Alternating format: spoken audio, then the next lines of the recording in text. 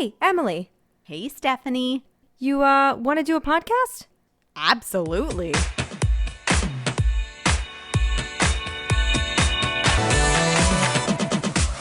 Welcome to Cycle Chats, a podcast to destigmatize what it means to be a woman. This is episode 22, Dancing Queen. We are about to pas de bourrée our way into today's episode as we speak with founder and director at Volante Dance Company and professional dancer Michelle Garcia. Michelle, did I get the word right? Why don't you say what it actually is supposed to sound like? I almost like your rendition more than my own. But yes, the company is called Volante, and I think you did it justice. Thank you. Well, can you explain a little bit of what that company is and what you do? Yes, absolutely. So my name is Michelle Garcia, and I am a professional dancer based out of Boston, Massachusetts. I started my company, we're going on 3 years now. It's always surreal. I have to always recount each year to make sure I know the number of years, right? And the company is founded by a woman, run by a woman. It is an all-woman company. It's an all salsa company. So we like to call it salsa fusion because I have multiple backgrounds in dance, and I actually didn't grow up with salsa. I grew up classically trained and with hip hop and jazz and tap and a bunch of different genres in a studio called Dance Theater Studio. From the Midwest, I'm a Midwest girl. And then I moved to Boston shortly after graduating from the University of Michigan. And I danced here for a few years. I also, in the studio that I grew up at, it was run by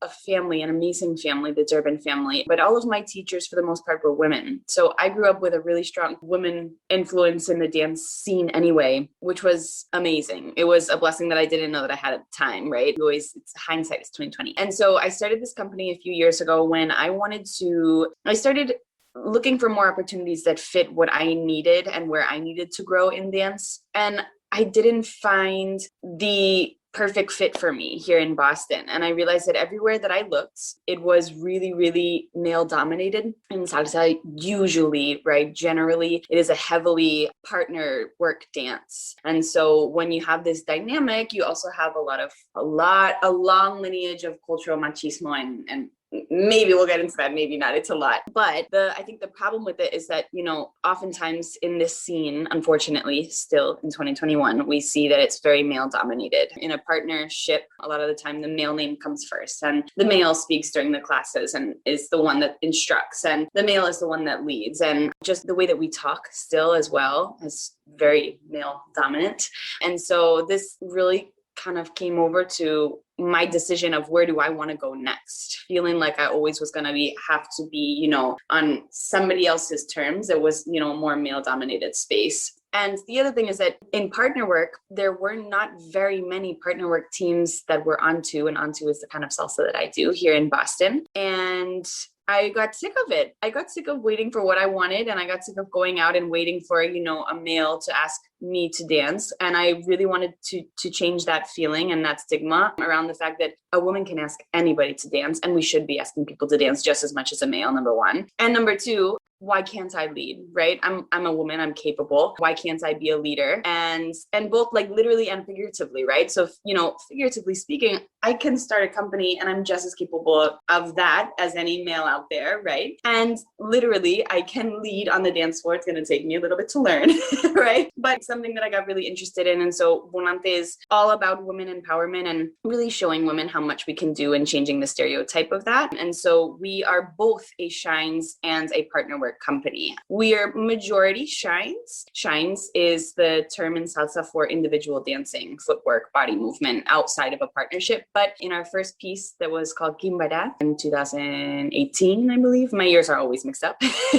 We debuted a piece, like I said, called Kimbara, and in the middle of the piece, the big kind of I felt a debut within a debut was that, we busted out in a partner work section. And that was a really big deal in Boston. We hadn't seen it before here, where we had 20 women on the dance floor, 10 leads, 10 follows, and we were all leading and following each other. And so that was I feel like I'm getting goosebumps now because, it meant a lot to us. It meant a lot to our company and to our scene and to a lot of the people that I've talked to who have felt this way before, but it sounds trivial when I say, why can't I do it? But it was hard. It took a lot of work. It took a lot of training. It took a lot of guts, I think. And so that's essentially how Volante was born. And we're trying to carry on that narrative now. I love that. And I know, and you said, it took a lot of work, but yeah, I mean, given what you just said about the kind of the stereotypes within the culture of salsa, you had to fight a little bit to be like, hello, hi, I'm a woman, but I'm here and I'm just as good, maybe even better. Absolutely. I'm small, but I'm mighty. Like that Oh, type of mentality I always. say it all the time, tiny but mighty.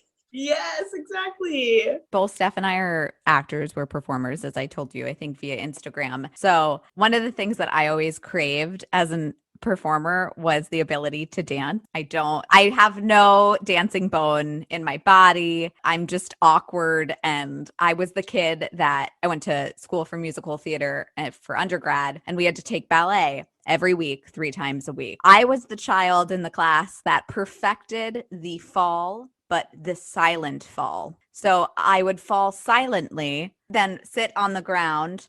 People would jeter above me, and they'd get to the other side of the room and be like, wait, how did you get there? I was like, oh, I fell like 5 minutes ago. Don't worry about it, everyone. That was me. But I aced all my tests. I was a terrible dancer, but by God, I know all the words. Right. I was going to say, well, your terminology is still pretty up to par. I've heard pas de bourrée, I've heard jeté, and I'm impressed. I'm really good at smiling and pretending like I know what I'm doing. Sometimes after shows, I'd get asked, how long have you been a dancer? And I was like, wow. Well, I don't know what shows you're seeing if you think I was good. I love this. Well, I know nothing about acting, but I will say this. My partner, who is also a professional dancer, so I'm sure that will come in later, but he has asked me multiple times to essentially quit my day job and go into acting because he believes that we will not need to work another day in our life because of my drama. So I don't have any official work in it, but I have a lot of behind the scenes. Yeah, and I'm sure through your years of performing on stage, you've gotten better at what that means. Because I just think it's so beautiful, the idea of being so connected to your body. Like I can watch. So you think you can dance? I mean, I'll just hysterically cry because I just think it's so beautiful. It's like the most beautiful thing that you can do. And I'm like, how do I get there? Nope, I can't. My mom took me out of dance class. I remember the day. I think I was in ballet, and they put me in the back for a recital. And I went out to the car and I said, Mommy, I don't ever want to go back. And so she never sent me back. I blame it on my mom. Mom, I hope you're listening to this. I blame my inability to dance on you. That's so funny because this is why I have so much fear of being a parent. It's kind of a lose-lose sometimes if you push them to do it or if you listen to what they're saying, right? So I think my parents tell me all the time, I'm very close to my parents too, and they tell me all the time, thank goodness that you loved it and that we didn't feel like we had to push you. And so for the most part, that was the case, but I had my moments too. And I will tell you this, ballet that is a tough cookie. She is a tough woman. And that's a hard one to start in. And so I have a lot of, you would, I think, be surprised at the amount of people who kind of tell me their story of, oh, I started dance too and I couldn't go through it. I get that a lot. And I always say, ballet, in my opinion, is the hardest thing to stick through. That's the one that I almost quit. And that's the one to this day where, one of my mentors growing up, I really, really thank her for pushing me through that because everything else in it, the energy was there. Tap, I loved. Jazz, I could be dramatic. And ballet was the one that didn't fit my personality type. But I think to this day has gotten me a really long way. So, but that's a tough one. So I don't blame you for for not being the biggest fan. It was hard. It's real hard. There's a lot of, pretty movements and I'm just very awkward. So I was like, this is correct. No. Okay, great. Did you always like dance? Did your parents push you into it? Did you say, Mommy, Daddy, I want to be in dance? How did it all come about? Yeah, so we come from, like I said, I don't know if I mentioned it yet, I'm a twin. And so my twin and I come from a very, very active family. Both of my parents, but mostly my mother is crazy go-getter, has been athletic, unofficial, athlete. I always call her an athlete though for her whole life. And my dad was along for the ride, just agreed with everything, supported everything. And so, they started putting us in anything that they could, dance, soccer, baseball. And they were really, really, really amazing. I think I also got a sense of the term is feminism, right? Like I want to break that stigma. The term is feminism. That's equality. And so they were, without that label and without understanding that word, right, as a young kid, they're feminists through and through. And so anything that they put my brother in, they put me in, right? And we were on the same teams, and oftentimes I was the only girl at 5 years old on, the baseball team or the soccer team or this or that. We kind of, simultaneously had this, like, we did all of the same things. So I didn't grow up with the thought of I wouldn't be able to do something that he did. And so I think that, even as I'm saying it now, I think it's something that I don't think about. I take it maybe for granted that my parents did that. And, I don't subconsciously, I'm sure that affected, in a great way, my ability to say, hey, I can do this. I can start this company because why not? But I never thought about that because that's how we grew up. And so they put us into dance as well. My brother did not like it so much. He was on kind of your side of things, and they respected that, and that was fine. And I think it all worked out because to this day, he's a sports journalist. So sports were really his thing. And yeah, we did, like I said, all sports and dance since we were about 5. And as we got older and older, we started being able to pick and kind of narrow down what we loved. And he very, very quickly narrowed it down to baseball. And I actually narrowed it down to 2 things, but I was kind of in love with 2 things, which was a problem. So I was in dance and I was in soccer, and I took soccer pretty seriously, and I started to travel for it. And about the point, I think I was 13 or 14, which is a tough age anyway. Like, holy crap. And my parents turned to me, I was like entering high school, and they said, listen, you're starting to, travel for both of these things, and you're starting to put in more hours for both of these things, and you're going into high school, and we want you to, be able to keep up in your schoolwork as well. You have to pick.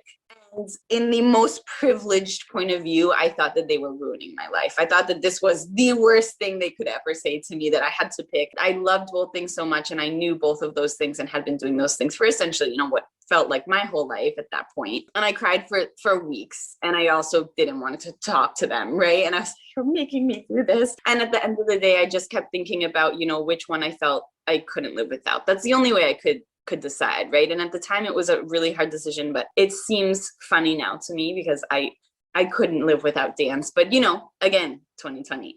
So I picked dance, and I told myself, and they told me, if you're going to pick this, we're behind you 100%. We're going to support you, and this way you can do more and more, and we'll see where it goes. And that's really what I did. I did more and more and more. The rest is history, I guess. I had a funny feeling you did soccer. I don't know. It was just like an instinctive thing. And believe it or not, Emily was put in the back in dance, and I used to do cartwheels in the goalie's net when I did soccer. So they would bench me. And so what I would do is then I would pour water and entertain the crowd. I'd be like, how's everyone doing tonight?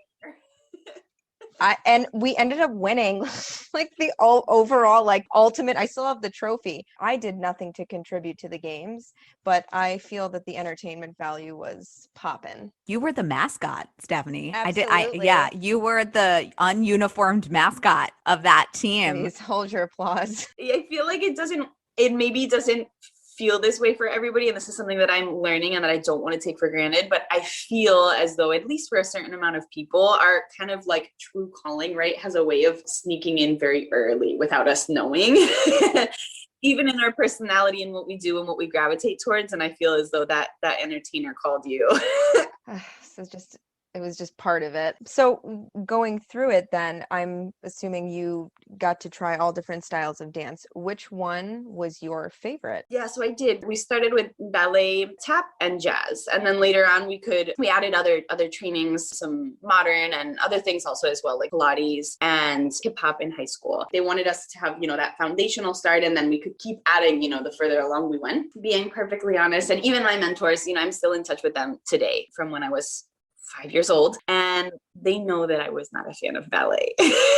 They know. So that was the one that I felt, very disconnected to. But till this day, still, like, truly, I think it's honestly gotten me where I'm at in my salsa career right now. I don't think I would have picked anything up as quickly as I did, especially starting, I was a very late bloomer in salsa, and I started in my 20s in college. And so I think what really sparked me was tap.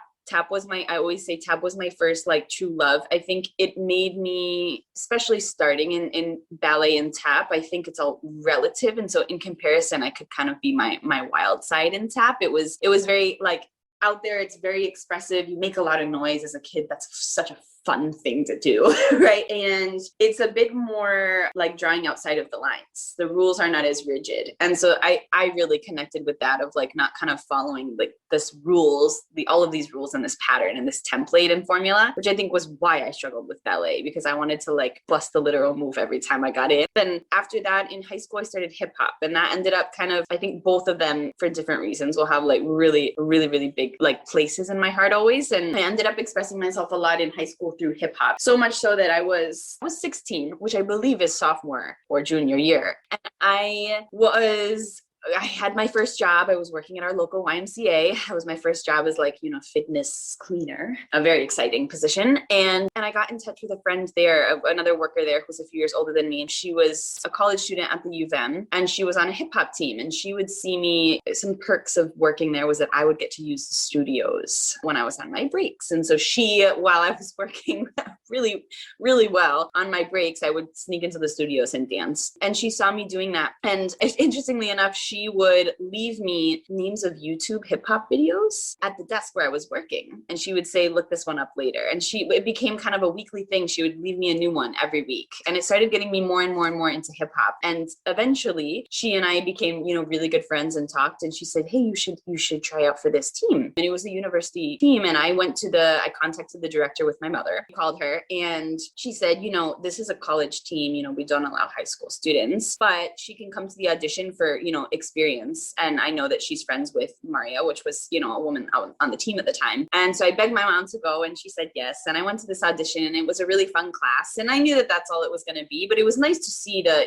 environment and meet some people and some connections. And they got down my information anyway. And I remember I could not sleep that night because I was so excited. I was in this college environment as a 16-year-old, and I had, had a really fun audition and this and that. But I was also sad because I had seen what it could be like, and she had told me that I could not be a part. But I think she had a change of heart or something happened. And the next day I got an email saying, we changed our minds and would like you to be the first high schooler on this team. And I flipped out, right? It was like this feeling of like, oh my God. I was like, I thought I just got into like, so you think you can dance. Like that's what it felt like at the time. And I think that team introduced me into a even harder work ethic, which is something that I grew up with in the studio that I was at. But the hours of this team, let me tell you, this was a tough phase for my mother and I because this team was a college team that started rehearsal at 10 and then sometimes ended at 2 or 3 in the morning. And I was 16 years old going to high school at 7 or 7:30, right? Whatever ridiculous hours high school is at.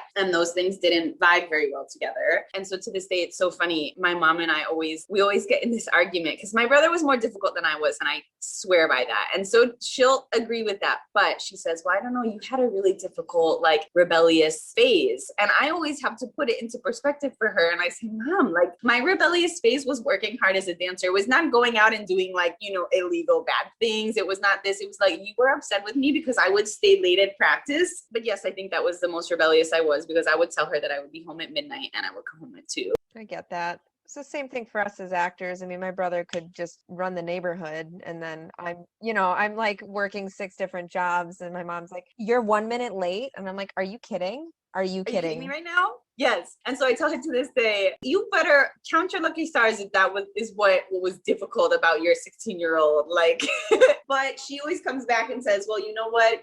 I'm just going to sit back with my teacup and watch when you deal with it with your kids. And I was like, okay, touche, like they're just worried. But I feel like also too, it's that little girl, your son, the way you treat your son versus how you treat your daughter. I come from an Italian family, and it's very, very much that traditional sense of like, by a certain age, the boy needs to do what you got to do. But the little girl, we like bubble wrap and we make sure we're nice and safe. And then I was like, I'm going to cut my hair and dye it and paint my nails black. And they were just like, oh God, what's happening? And I was just like, get me out of here. And my family I think they eventually see there as you get older, as the female, you tend to be able to you can say and get away with certain things that maybe now the son cannot. At least in my experience, what I've noticed. I'm like, oh, how the tables have turned. Different advantages we got here.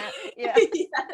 Yes, I totally understand that. Yeah. And like I said, I was really, really fortunate that they didn't give my brother opportunities or have, place of faith in him that they didn't in me. And they didn't create a damsel in distress attitude, although they didn't need to, right? It was in the media. Like I grew up with it anyway. It was in the media and it was in movies and it was in, I learned it in Africa. And so I'm really lucky that it wasn't enforced in my family. But, what was reality was that I was a 16-year-old girl, woman, on a college campus late at night in the dark. And the problem is that women have to be careful. If somebody calls it a stigma, sure, you can call it that, but it's her reality, I think. And it's something that that has to change. As a parent, standpoint, I think they're worried for a reason, it's really scary as a woman who can be alone. And I think I saw that you had a guest on your show that has a women's defense training program. And she shed light on this fact. I was seeing that, she said, why can't women, walk alone? Yes, of course they can. And I was like, damn, I want to think that way.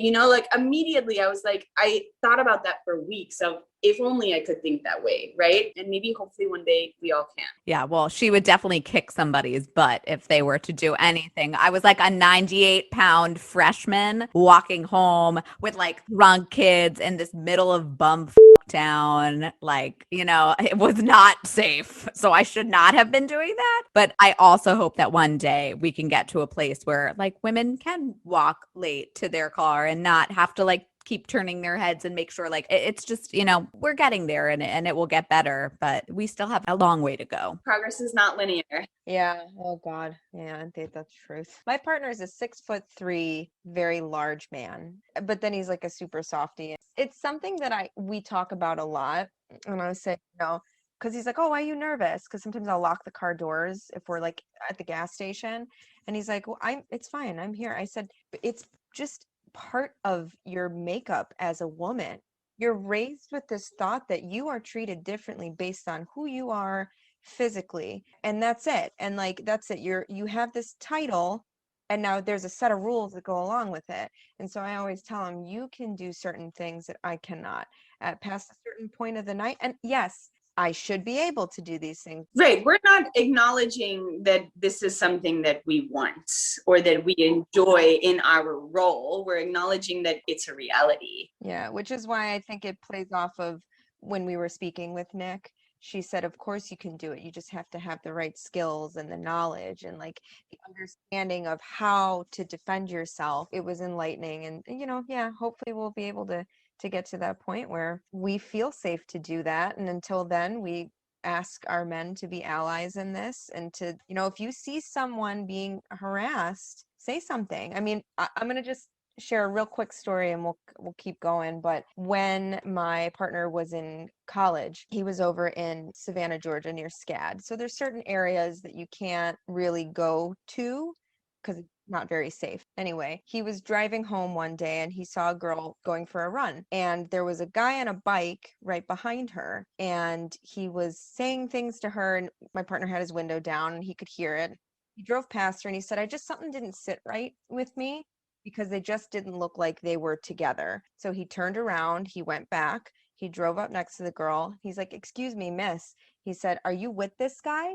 And she said, no, I don't know who he is. And so when the guy on the bike is yelling, oh no, it's fine, and trying to get my partner to leave. And he stopped the car and he told the guy, yo, dude, shut the I'm not talking to you.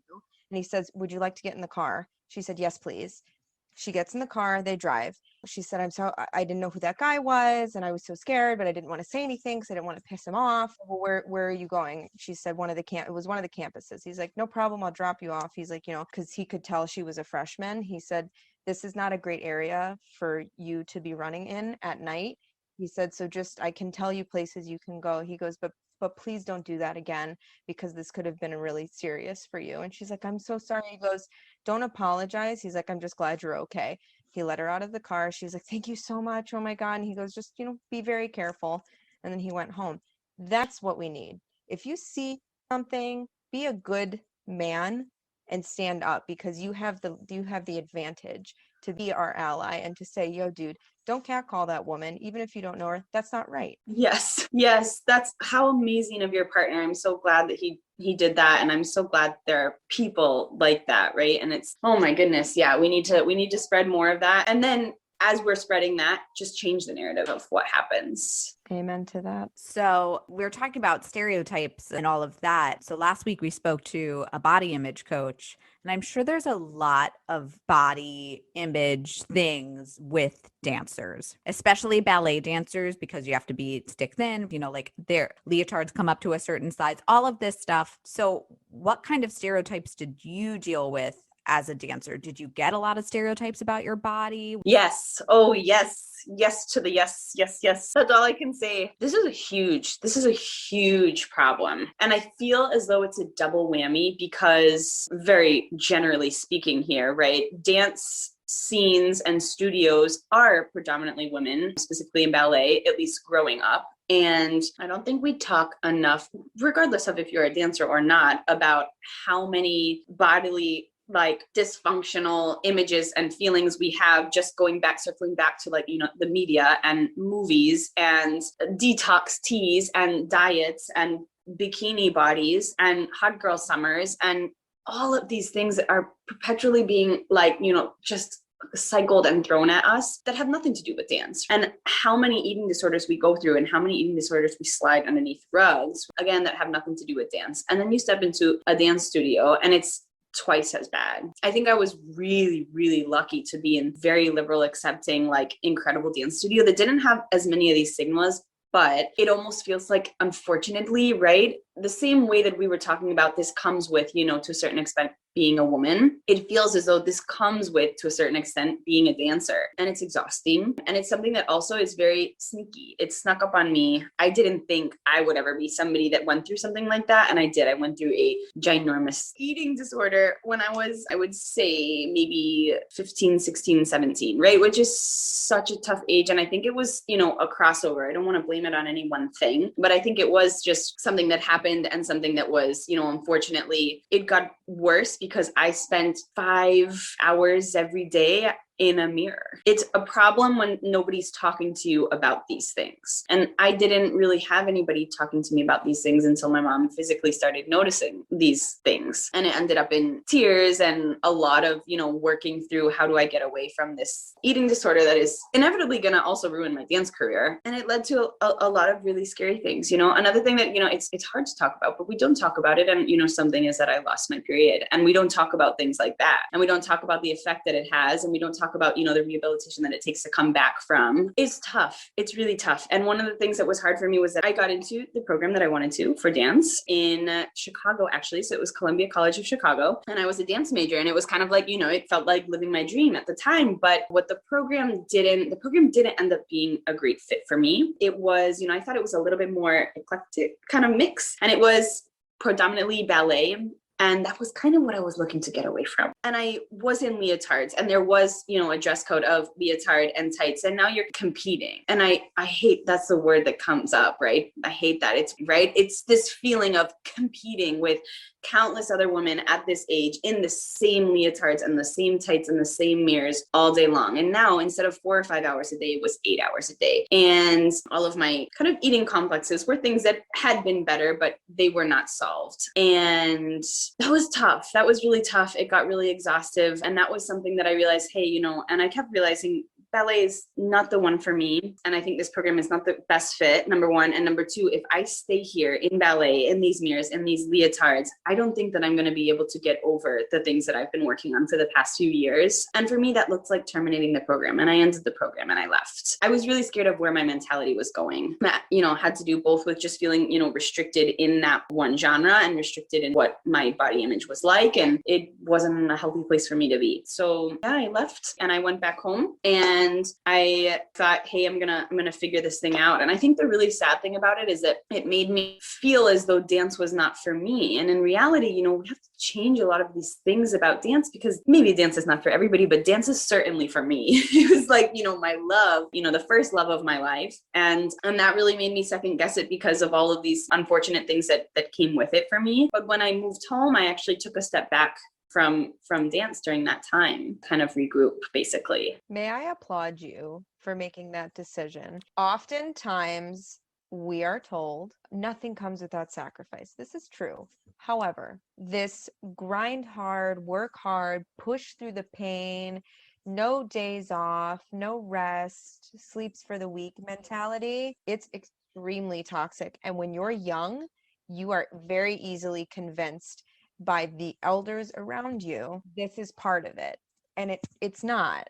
There's a healthy amount of struggle you are to have in order to become great, but you should not be so out of touch with yourself that you feel like you're losing parts of your mentality. That's not healthy. You see that a lot too, and I think very much in the entertainment field, the dance field, theater. It's this constant game, and especially with women, this constant game of there's always somebody waiting behind the door who's willing to do what I want them to do. So you gonna do it, or am I kicking you out? So the fact that you acknowledged and you were like, I can't, I'm losing who I am, and you left, to be applauded, because that is a success in my book. Oh, thank you. I remember when I was in undergrad, I was in the bachelor's program for musical theater, like I said, and the director hated me. I don't know why. He was the one director that they had, and he made me feel really, really bad about myself. And then we would have to have meetings with him, and I dreaded those friggin' meetings with this director because he would put me down and he would tell me all of these terrible things. And I remember after freshman year, my parents were like, are you sure you want to stay there? I was really tempted to leave. Like I felt like I made the wrong decision, but I stayed because I had made friends and I was too scared to leave and start somewhere new. So I applaud you for being able to do what I couldn't do, which was leave the program that wasn't right for me. Right. And I'm so sorry you went through that, but it's valid. Like we don't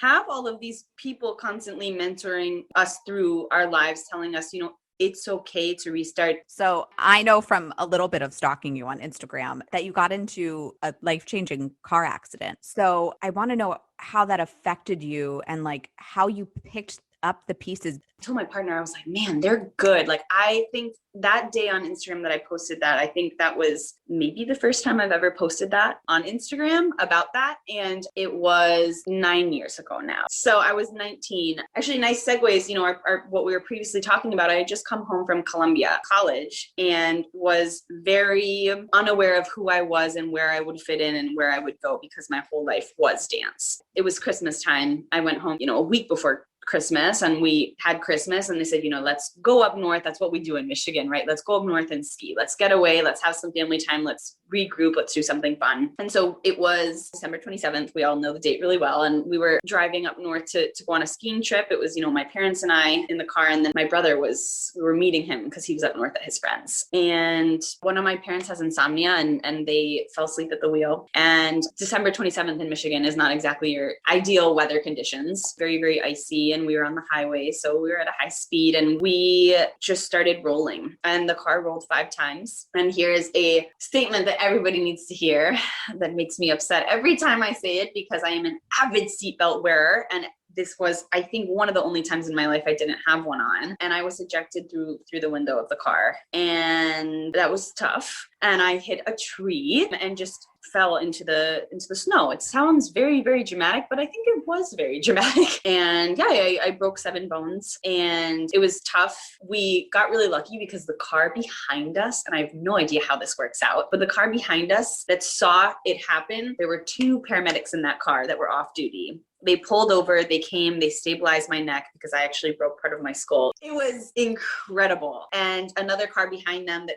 were pedestrians pulled over. And this is the good in the world, right? These are the types of people that we need. And I think this is why I posted this on Instagram that day, because I saw a friend of mine posted, everybody has an experience with a stranger, that stranger has no idea how much that experience meant or how much that little, helping hand meant to someone. And as soon as I saw that post, I am immediately transported back to this day because this woman from 2 cars back just held my hand. My family was still in the car and I woke up in the snow. It's very, very scary. And she just held my hand through the whole thing. And she told me I would be okay, especially because I couldn't look around because they were stabilizing my neck.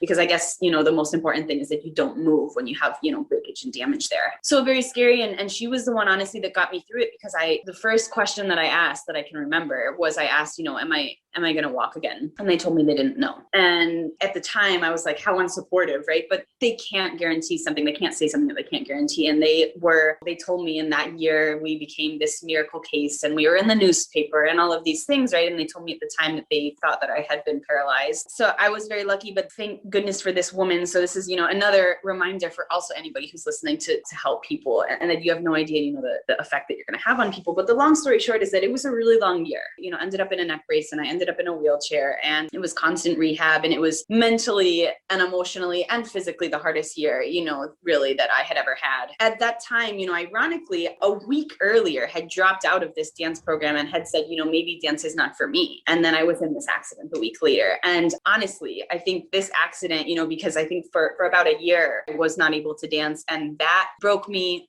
maybe more than the accident did. I don't know if I would have found that out. I definitely could have gone without the accident, but I don't know if I would have found it out that quickly. In that short amount of time, I told my parents, I have to dance. I don't know how, where, in what capacity, in what form, if it will be my career, if it will be something on the side, I have to dance. And that accident really it's one of those things where you don't realize until it's missing what something means to you. And that's what that was for me. And I transferred to a community college in my neck brace and in my wheelchair. I didn't want to lose my momentum. A few months later, when I was out of my neck brace, I went to Chile to study abroad in South America, to regroup, to find something. And Spanish was another love of mine, and Spanish linguistics. And, when I came back from Chile that summer, I transferred to the University of Michigan. I got my bachelor's degree in Spanish linguistics, and I moved to the East Coast because I was like, listen, I love Spanish, I love linguistics, but I have to dance. I moved to the East Coast to pursue opportunities, and I got connected and I started dancing again, and I never stopped. Bravo, brava. I mean, it's just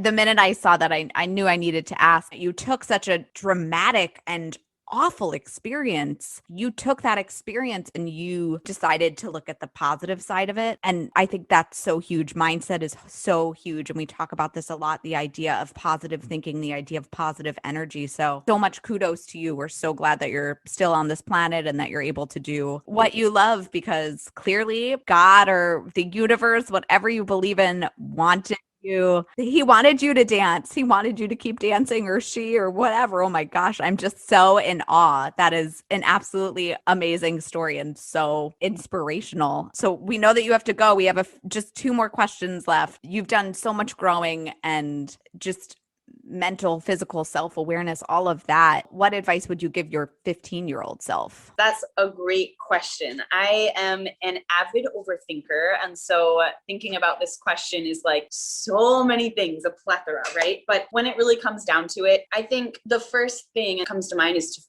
to follow your heart in every sense of that word. Follow your heart in the people that surround you, follow your heart for your beliefs and your morals, follow your heart in your career, make a happy life, and follow your heart. I don't think in our country we are taught that. I think we have a very systematic, business, get that money mindset. And I think that goes against everything that I believe in and everything that I've grown up with. I would tell myself to follow my heart, and any other 15-year-old, number one. And number two, something I think as well is live in the present moment. I think something that I still struggle with and I still talk a lot about in therapy is worrying about all of these things that we've talked about, right? Whether it's competition in your career or body image issues or what's going to happen to you, or if you're in the right place, or just a plethora, all these things that we could, a laundry list of things that we could go on about. And I think, one of the million reasons I admire my partner so much is that he is so beautifully in the present. And it's something that I try, and I'm like, can I just sponge off of you? Give me your energy, right? Because it's incredible. And I think I'm someone, I enjoy life a lot, but sometimes I catch myself in these bubbles or moments of not enjoying it as much because I'm so worried about this or about that or about this past thing or the future thing or whatever it is. And so I think the one thing I do have figured out is I have followed my dreams, and that is so much a source of, so much of my happiness. And I think the other part is that I would tell myself and that I still tell myself is to live in the present moment, appreciating where you're at, knowing that where you're at is where you're supposed to be, and following your heart from there. We could talk to you all day. Steph has a question she always asks, and then we'll just thank you tremendously, 1,000%, a million, and all of that good stuff. So we'll just make your head a little bigger. Well, where can people find you? Because you have so much good energy and love to give, and we want other people to be able to experience it. So where can people find you and have any fun projects coming up? So let's see. People can find me, you know what, as much as I talk about it, it's helped me a lot. You can find me on Instagram. My Instagram is like LA, and then Michelle Garcia. You can find me there. And then through my page, also Volante, my company, they're wonderful. We have a separate Instagram for Volante. So you can find me on both of those. My website also is linked on my Instagram. So it's kind of like a hub for, finding me everywhere and getting in touch with me as you guys did. We have a lot of exciting projects coming up. I think one of them is that this next weekend, we are, for the first time in a year, doing an in-person video project. We are all COVID tested twice, which is great. And we're going to be releasing a teaser for the debut that my company was supposed to put out in 2020. And we're going to put that out in a few weeks. So that's the biggest thing coming up right now, which was a big deal for us, because that was, what we were working on for a year in 2019, was supposed to come out in 2020. And a teaser of it will come out in 2021. So I think that Volante project is the next thing on the list. Thank you so much for taking time. You have such a beautiful energy about you, and this has been such an absolute pleasure, and I can't say enough good, and I hope everyone gets a chance to check you out, because really dance is supposed to inspire and make you feel good, and I think that is certainly what you did for us today. So thank you. Oh, right back at you guys. When I got your message, I was really excited. I told, Hungan right away. I was like, oh my goodness, it's two women running a women-run podcast. And we need more of this energy. And I've loved talking to you. I hope we can talk some more another time. That genuine, real woman energy, I think I like to call it big hoop energy. I think it's priceless. So love it. Oh, we talk about a good hoop. We were just talking about this at girls' night. She said there's something about a hoop that just, big hoop energy. You seize the day. Love it.